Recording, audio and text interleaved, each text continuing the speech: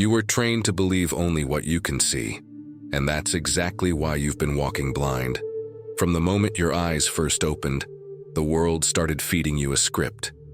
Reality is only what's solid, measurable, external. Consciousness is just a byproduct of the brain. Anything you can't weigh or touch is fantasy. But behind that noise, beneath dogma, distraction, and institutional certainty, an older whisper has never stopped speaking.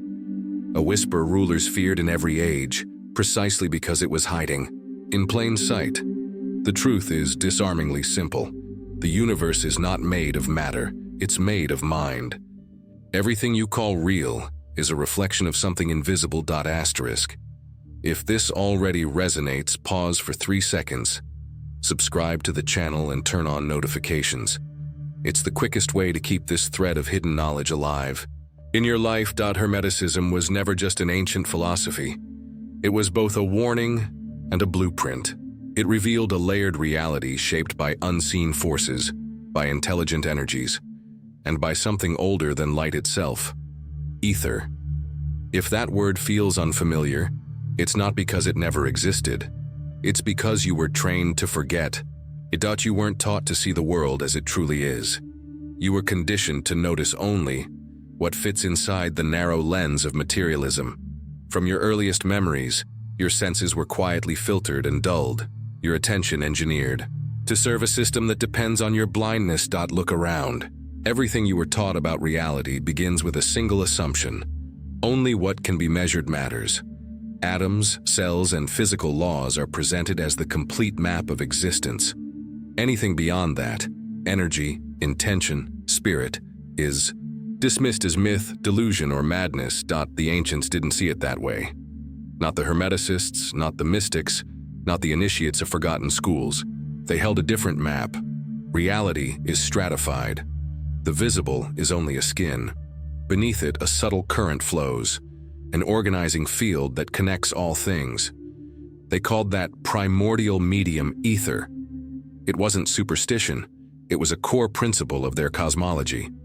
Ether was the living breath of the divine mind, the medium through which spirit shapes form, the bridge binding heaven and earth, mind and matter, thought and experience. For centuries, this wasn't only an esoteric belief. Early scientists worked with it, named it, modeled it, before the cultural tide turned. In the transition from metaphysics to mechanism, reverence was replaced by reductionism, and ether became a threat. Why? Because it implied consciousness is not confined to the brain, because it suggested energy is not just force, but intention, because it hinted that human beings are more than biological machines. Erase the bridge, and you erase orientation.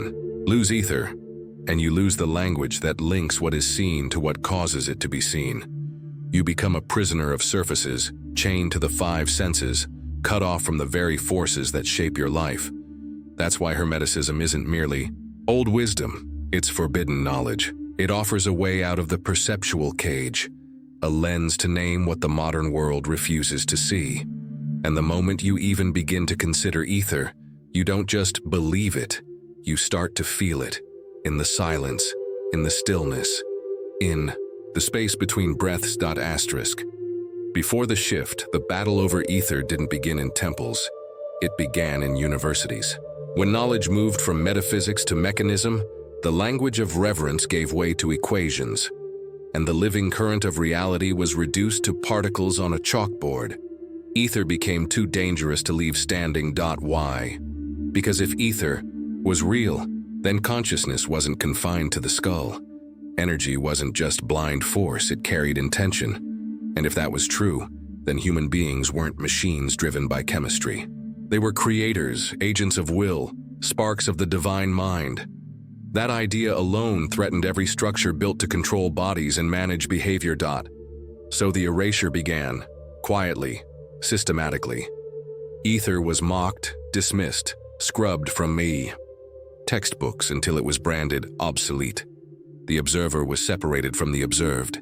Spirit was severed from self. What remained was a sterile world of objects, measurements, and surfaces, a reality that could be explained, predicted, and most importantly, controlled. And yet, traces of ether never disappeared. They remain in every intuitive moment you've ever had, in the way your presence shifts a room before you say a word, in the way thought moves flesh, in the way dreams redirect your life, in the way emotion can heal or destroy the body. These are not glitches in the system. They are cracks in the veil. They are reminders of a bridge you were trained to forget. The truth is, your entire perceptual cage has been designed to tether you to surfaces, to make you mistake the map for the territory. You're shown forms, not frequencies. Names, not essences. The Hermeticists knew better. They knew every object is vibration, and behind vibration is mind. That's what ether was. The bridge between what is seen and what causes it to be seen. Lose that bridge, and you lose orientation in the cosmos itself. You become a prisoner of surfaces, enslaved by the five senses, blind to the invisible currents shaping your existence. Hermeticism remains dangerous knowledge for this reason. Because it reminds you that you are not at the mercy of matter, you are at the center of mind. And the moment you begin to sense the ether, not as belief but as presence, the system that thrives on your blindness starts to lose its grip. Not everything that controls you wears a uniform or carries a badge. Some of the most powerful forces shaping your life are not physical at all. They are unseen, ancient, and intimately familiar. You've felt them before, even if you couldn't name them. The sudden pressure to conform, the irrational fear of change, the inner voice that tells you to stay small, anxious, obedient. The Gnostics called these forces Archons, interdimensional intelligences, whose role was not outright destruction, but management. Their purpose was to keep consciousness contained, within the narrow boundaries of illusion, to make sure you never realized what you truly are. They don't hover in the sky with wings or horns. They embed themselves into systems, beliefs, and structures of thought. They are the gatekeepers of perception. And while Hermetic and Gnostic teachings insisted Archons are not inherently evil, they thrive on one thing: order and predictability. In simple terms, they feed on your repetition.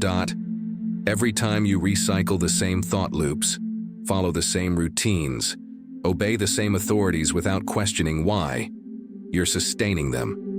Not metaphorically, but energetically. Because the true battlefield is not in the external world, it's in your mind. As a child, you were fluid, imaginative, open. Boundaries were blurred, and you felt things that words couldn't capture. But slowly, structure was imposed. Words replaced feelings, rules replaced instinct, labels replaced essence.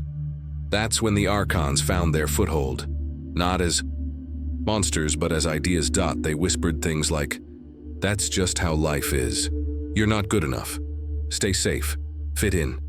They trained you to fear your own expansion, to trade freedom for approval, to mistake conformity for wisdom. This system we call society is their playground. The Archons don't need to drag you into submission. They've built a world that does it for them. A world where compliance is rewarded and resistance is pathologized, where attention is hijacked, truth buried under entertainment, and questioning, authority treated as dangerous. Every slogan, every scroll, every algorithm becomes another thread in their web. And the more entangled you grow, the more distant your soul begins to feel. The Hermeticists didn't just name the Archons, they revealed their weakness. These beings are not creators, they are imitators. They cannot invent, they can only reflect. They shape only what you hand to them. And what they fear most is not rebellion in the streets, but inner sovereignty. A mind that questions, a heart that remembers, a soul that refuses to submit. The presence of Archons is not a myth, it is experiential. Have you ever tried to make a radical change in your life and felt an invisible resistance rise up? Not from others, but from within.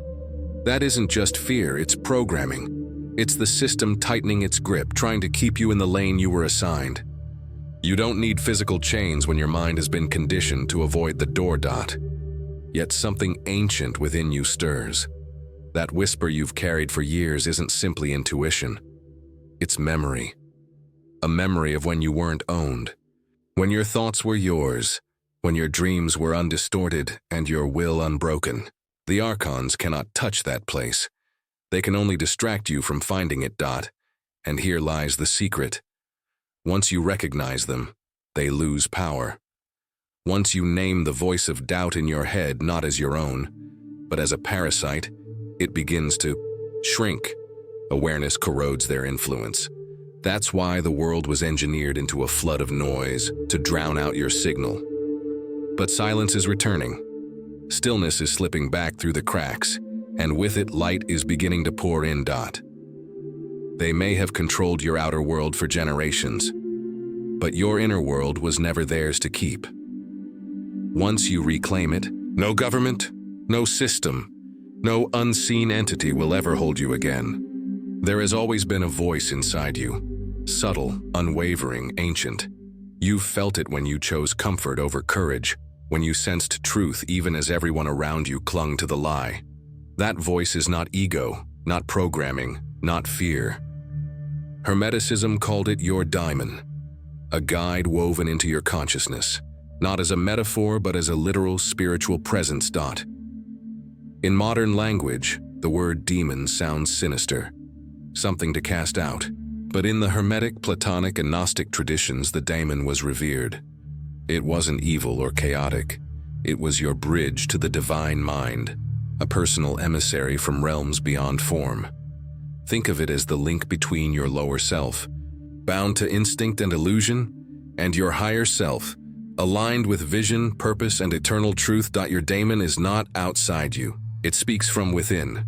Not in words, but in symbols, synchronicities, dreams, feelings. And the reason you've struggled to hear it isn't because it's faint. It's because the noise around you has been deafening.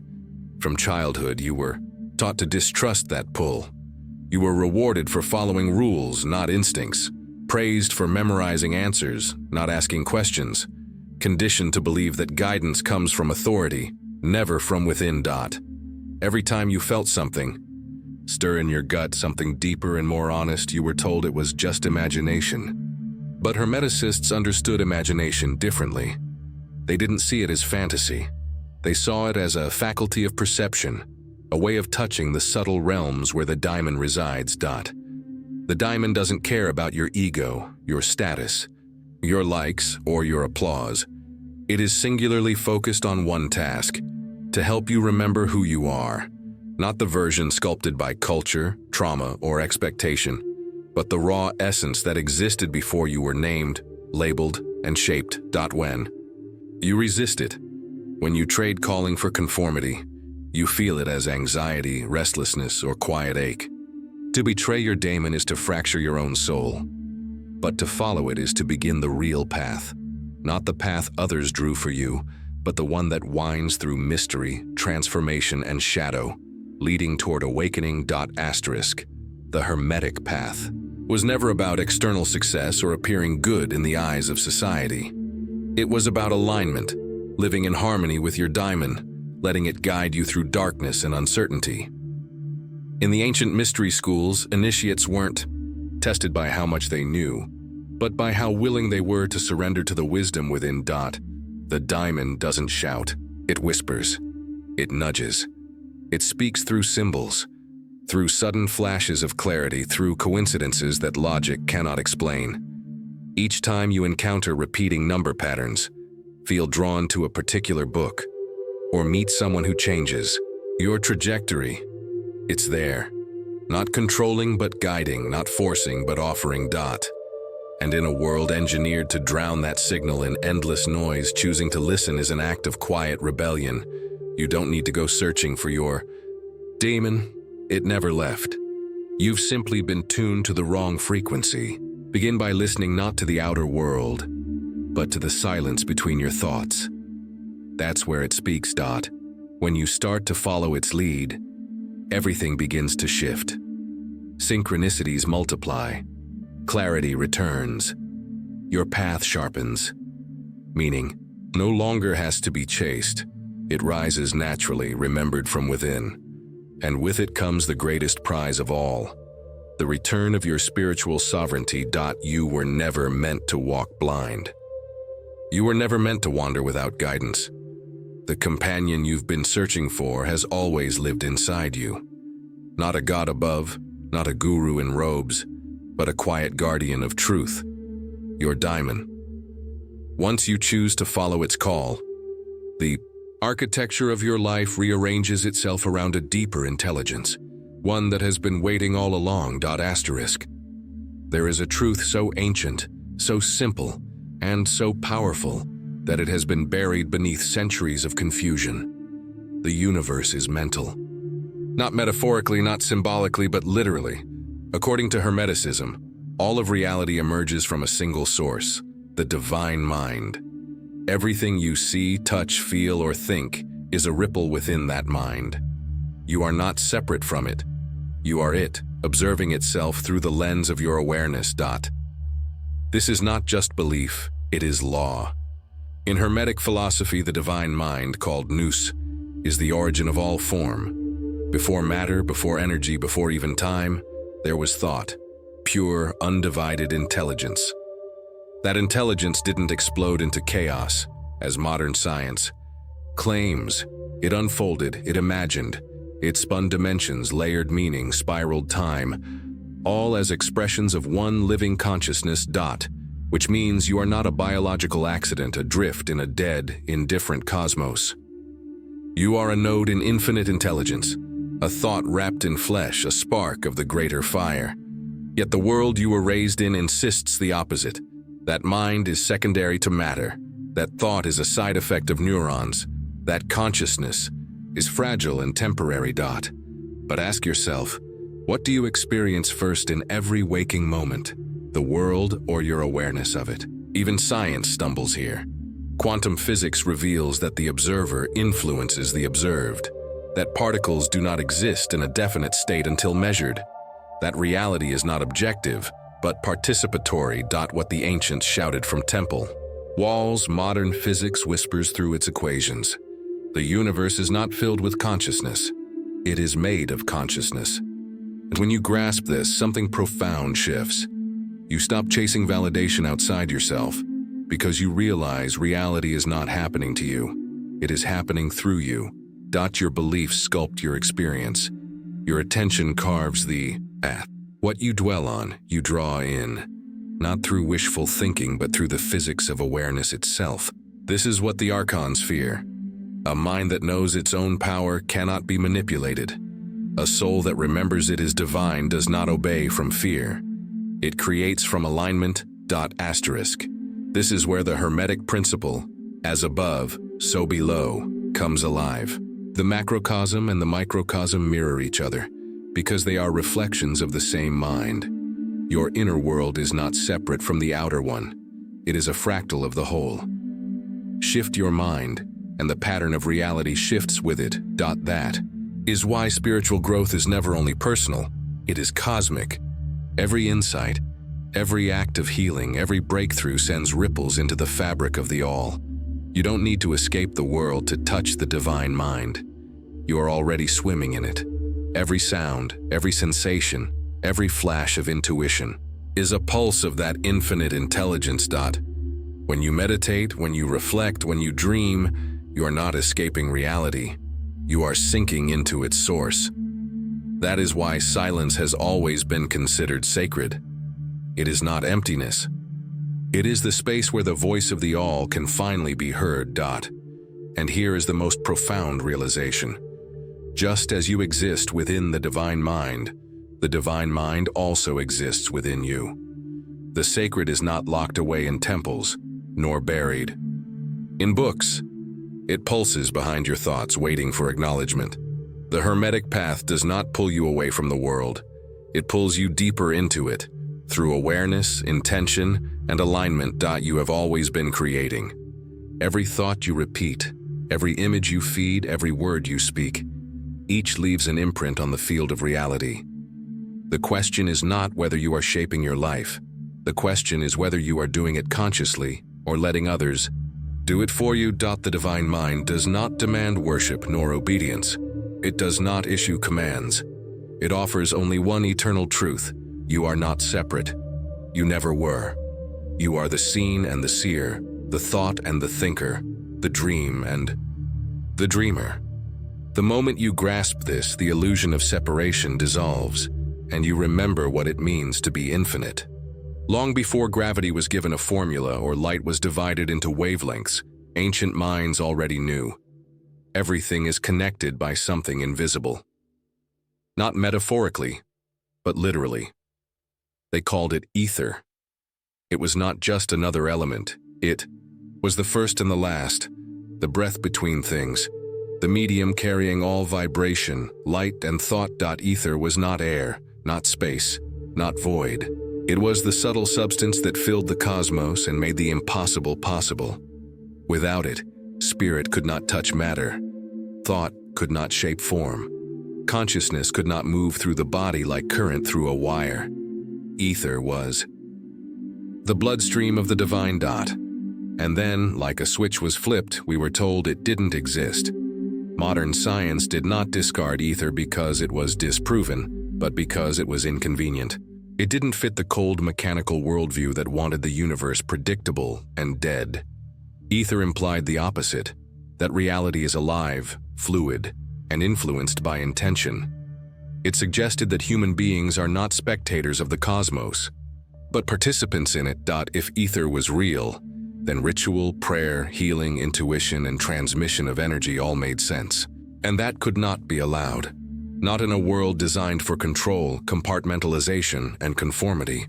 So ether was cut out, rewritten as myth, scrubbed from the books. Yet its echoes remain. You feel it in ways science still cannot measure. In the electric charge of a sacred place, in the sensation of being watched before eyes ever meet, in the way music alters your chemistry, shifts your emotions, unlocks your soul. Ether is not theoretical, it is experiential. It is the tingling, silence before an insight, the current flowing through your body in meditation, the presence behind synchronicity. When someone says the energy in this room feels heavy, they are describing ether. When you feel in the flow, you are moving with it. The Hermeticists knew this. Their cosmology depended on it. Earth, air, fire, and water were never complete without ether, because ether was not just an element. It was the field that held them all. Temples, symbols, sacred geometry, none were superstition. They were technologies designed to channel, amplify, and move ether. You haven't lost the ability to feel the ether. You've only been trained to dismiss it. When you think of someone and they suddenly call, that is not coincidence. It is transmission through ether. When a place feels sacred without explanation, that is not emotion, it is resonance. The ether is an ocean you have always been swimming in, and only now are you beginning to remember it is there. Even modern science is circling back. Quantum fields, zero-point energy, non-locality. All are shadows of the ancient concept of ether, described without daring to name it. The vacuum of space is not empty. It is alive, charged, bursting with potential. Matter itself is born from vibration. Vibration moves through ether, and ether is guided by mind. That is the key. Ether doesn't just exist. It responds. It listens to consciousness. It carries intention. Your thoughts are not trapped inside your head. They ripple outward, shaping outcomes, influencing others, weaving patterns into reality. This is why manifestation works. Not because the universe is a wish machine, but because ether is the delivery system for will, focus, and emotion. Transformation doesn't begin with the world outside you. It begins when the world inside you cracks open. Hermeticism never promised salvation through blind belief or ritual alone. It promised alchemy of the self, turning wounds into wisdom, shadows into strength, chaos into clarity. Every belief, every emotional trigger, every pattern you face is not punishment, but material. The world is not a battlefield, it is a mirror. Once you stop blaming the external and begin working with the internal, you touch the one thing the Archons cannot corrupt, your will. And with will aligned to the divine mind, reality bends. The Hermetic path doesn't demand robes, temples, or masters. It demands courage. The courage to look within, to face the fire, to remember that you are not broken, but unfinished. You are the vessel, the flame, and the gold dot. If this message resonated with you, take a moment to like this video, leave a comment, and share your thoughts. Every interaction helps spread this knowledge further, breaking through the noise. Remember, you are not just part of the universe. You are the universe awake within itself.